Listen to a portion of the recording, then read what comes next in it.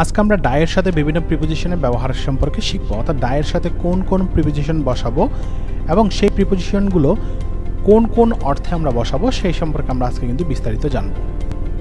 তাহলে চলেন আজকে আমরা আমাদের ভিডিওটা শুরু করি।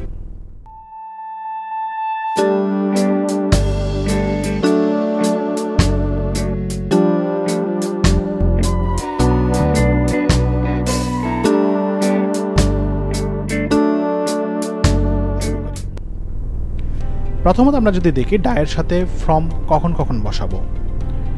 কোনো কারণে মারা গেলে, অতিরঞ্জিত কোনো কিছু বোঝালে, আঘাত বা ক্ষত বোঝালে আমরা সাধারণত সেটা ডায়ের সাথে ফ্রম বসাবো। তাহলে আমরা এক্সাম্পলগুলো দেখে আসি।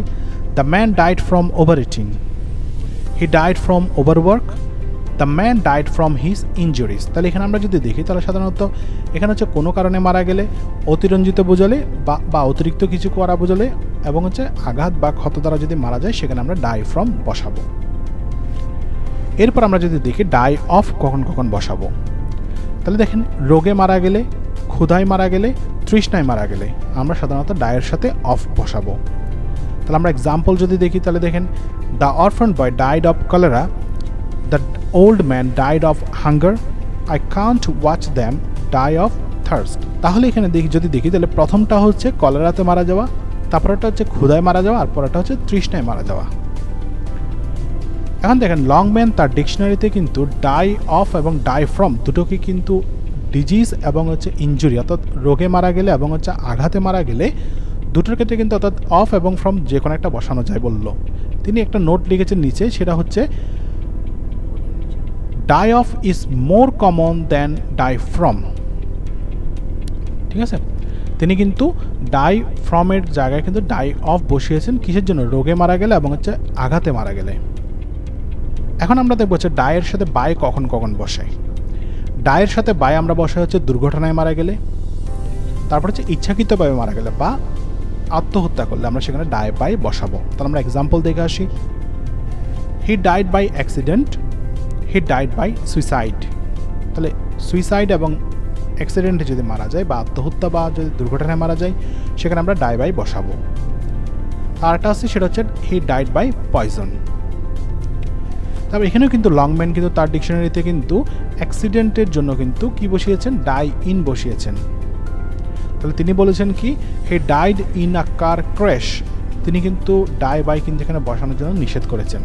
এটা লংম্যানের ডিকশনারি অনুযায়ী, কিন্তু সাধারণত আমরা কিন্তু ডায়ের সাথে কিন্তু বাই বসাই যদি দুর্ঘটনায় মারা যায় বা ইচ্ছাকৃতভাবে কেউ মারা গেলে সেখানে আমরা ডাই বাই বসিয়ে থাকি। এরপর আমরা যদি দেখি ডাই ইন কখন বসবে। দারিদ্র্যের মাঝে মারা গেলে, যুদ্ধে মারা গেলে, ঘুমের মধ্যে মারা গেলে, শান্তি অর্থে আমরা ডাই ইন বসাবো। তাহলে আমরা এক্সাম্পলগুলো দেখে আসি।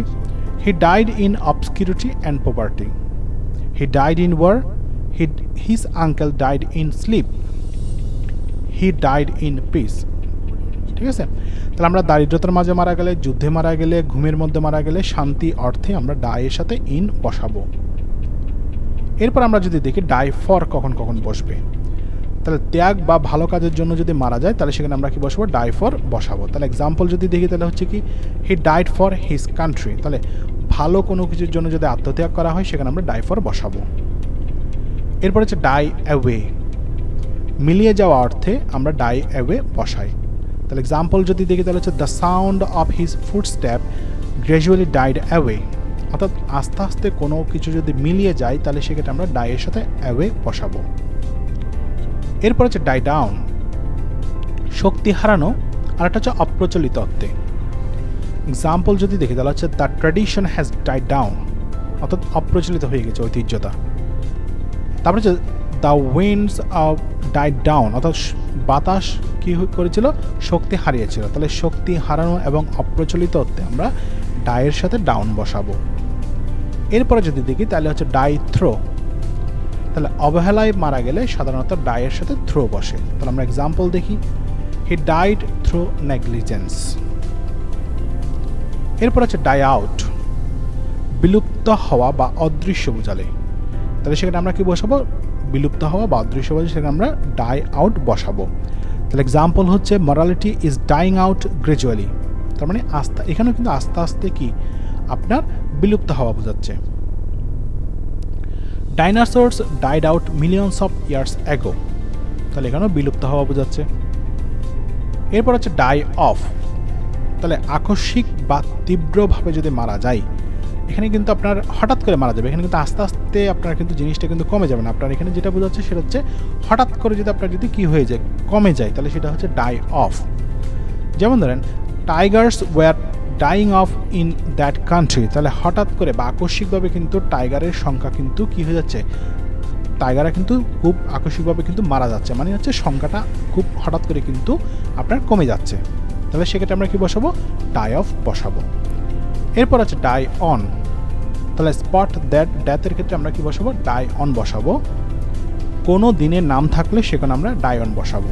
তাহলে এক্সাম্পল যদি দেখে আসি তাহলে হচ্ছে he died on the spot, he died on Monday.